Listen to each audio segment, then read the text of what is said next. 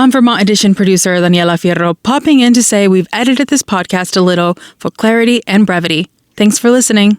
About once a month, our team gets hungrier than usual. That usually means it's time to invite on a food writer from 7 Days to share some mouthwatering updates from our region's food and beverage scene. Here in the studio with me today is Melissa Pasanen, food and drink editor and writer at 7 Days. Melissa, it's good to see you. Good to see you too. All right, so I got to ask, are you a raw milk person? I mean, I don't mind drinking it. I am, as your guest said, not too old, not immunocompromised, but I do know people who've gotten pretty sick from it, from good sources. So I reserve judgment. It's not a thing for me particularly. Yeah, my main takeaway from that conversation with there's a lot of assessing of your own personal comfort and risk and getting to know a farm as well as you can. Right. Well, to gently transition us away from the raw milk scene and towards the restaurant scene, you have been reporting on some local businesses that are very closely connected to the farms where they get their produce and meats from. Let's start with 1000 Stone Farm in Brookfield. Tell us about it. So I got to go there, it was probably 5 or 6 weeks ago now, and wrote a feature. So 1000 Stone Farm is owned by Betsy Simpson and Kyle Doda, who are married couple, and they, folks in the Burlington area probably know them because they're a fixture at the Burlington Farmers Market. They grow all sorts of vegetables, mushrooms, lots of different kinds of meats. They do not raise dairy. But they source that all locally. And what they've done this winter is they've launched a Friday, Saturday on-farm restaurant. I did not know that Betsy, who grew up on a dairy farm in Braintree, is a Culinary Institute of America alum. Ooh. But she didn't really want to be in the restaurant world. She came back home and went into farming, started working for Kyle. Then they started dating. It's actually it ran around February 14th. So it was a sweet relationship little story. Valentine's Day tie-in. But anyway, they have this lovely new space on their farm in Brookfield, where on Fridays and Saturdays you can go, and Betsy's in the kitchen literally cooking with ingredients that she and Kyle and their small team have raised. I mean, it just couldn't get more farm to table than that. I did look into it. There are a couple other trained chefs who are also farmers, but no one who has like a regular restaurant, as far as I know, on their farm, who is the farmer and chef in one. And the food is delicious. They make great pizza. We had this goat panuozzo, which was a new word to me. It's like an Italian pizza sandwich. So they use their pizza dough. An Italian pizza sandwich? Yes. I mean, what could be better than that? That sounds great. It was just delicious. And Kyle makes cider on farm with apples that he raises, orchard, and also some wild apples. So you're having his cider, Betsy's beautiful food, and you're in this, it's just a really bright, warm space. They're only open through the end of March, and then they're going to take a break to get the farming season going, probably planning to reopen in July with some additional assistance. Nice. But it's really a cool, very Vermont-y, obviously farm to table situation there. I highly recommend. You also wrote about a market in Middlesex that is selling some delicious products like fondue kits and seafood spreads. Yes, which obviously are not. Well, although those are pears. So we've written about him. He's in the Northeast Kingdom. Yeah. He makes them. Obviously, the fish is not from Vermont. But yes, that was actually a story by former staff food editor, writer Suzanne Podheiser, who still freelances for us, about Roots Farm Market in Middlesex. And that's also a couple who started farming and still do, Bare Roots Farm in Williamstown. And they have this beautiful retail market that they've recently expanded, where it started for them to sell their own vegetables and not have to schlep to the Montpelier market, to the Burlington market. And then they have expanded it now, and they have just all sorts of wonderful things. gifts, and it's regionally, I think, sourced mostly, but a lot of local food. They do prepared foods, so you can get salads made with local ingredients and some frozen food. And it's just a beautiful space. It was a very old building. They've done a lot of work to it, and they recently expanded the retail and also some of the infrastructure that just helps them deal with better offloading and storage. And it's really, if you're going to Red Hen in Middlesex right off the freeway, you can just pop a little bit further and get really good groceries at their spot. Well, speaking of the infrastructure, that reminds me of something else 7 Days wrote about recently. Gilfeather's Fine Provisions in Ferrisburg in Addison County just opened in a church that they bought from the town. Is that right? Yeah, they didn't open yet. They're in the process. Okay, in the process. That will be later this year. But yeah, my colleague Jordan reported on that. It's on her commute from Burlington to Virgins. But yeah, Rick Benson and his wife, they have had the Gilfeathers in that little kind of low-slung building for, I don't know how many years. I didn't print out Jordan's piece, but it's been there for a while. I mean, I remember Rick when he was the chef at O.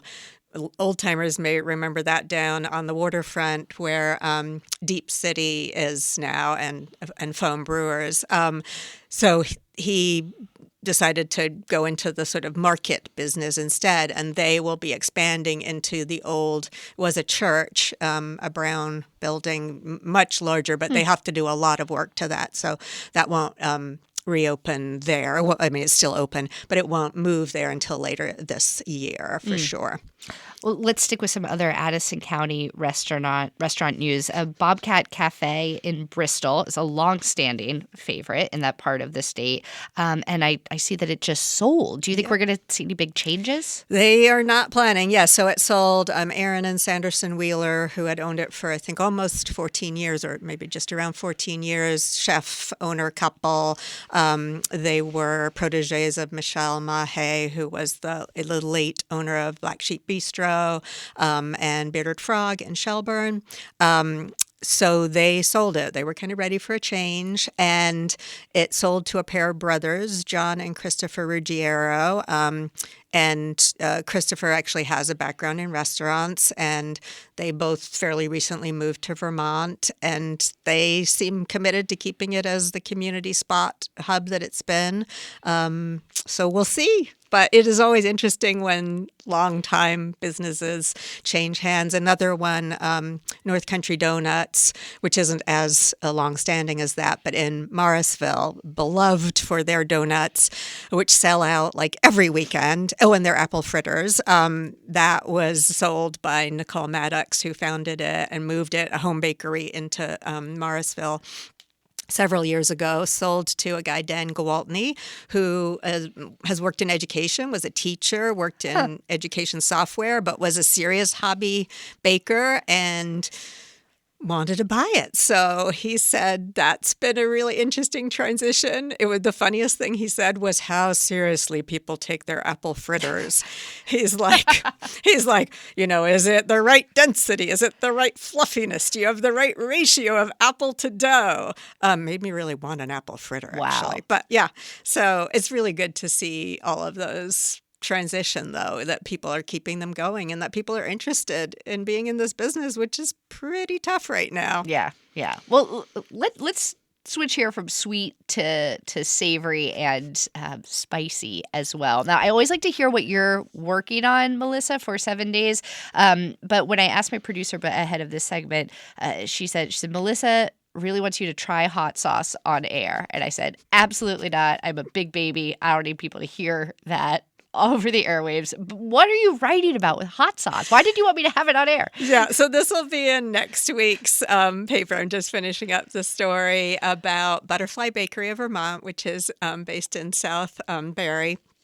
And Claire George has built a pretty amazing business. It doesn't just make hot sauces. Obviously, Butterfly Bakery, she started baking naturally sweetened, maple sweetened cookies and those kinds of things. But she has built a serious presence in hot sauces. And currently, one of them is on this season's Hot Ones, which for those who are not familiar is a very popular YouTube interview show. Like enormously popular. Yes. Like, okay, so I just was telling John, one of your producers, who apparently is a chili head, about the Lady Gaga episode. Okay, so Claire has one of her sauces for the third time. She's been on it 3 times. And interestingly enough, there's a Vermont connection there. The company that picks the hot sauces for Hot Ones, which is an interview show where famous people like Lady Gaga and Shaquille O'Neal answer questions about their career as they eat through an increasingly spicy number of wings with hot sauces on them, 10 precisely, in fact. So the guy who picks the hot sauces, this guy Noah Chamberg, he actually lived in South Burlington for 4 years. Now he's in New York, and he's made a very good business out of selecting the sauces that Hot Ones use and then selling them. So anyway, I was going to bring you the one that's on the show right now, but it is on the hotter side. It is in berth number 7. It's not super hot, but it definitely has a kick to it. Okay. I feel like I need to try that in the privacy of my own home. Perhaps with a glass of some type of milk. Milk, exactly. You are right. No water. When they're drinking water, I'm like, that is not helping you. Spreading it around. Right. Yeah.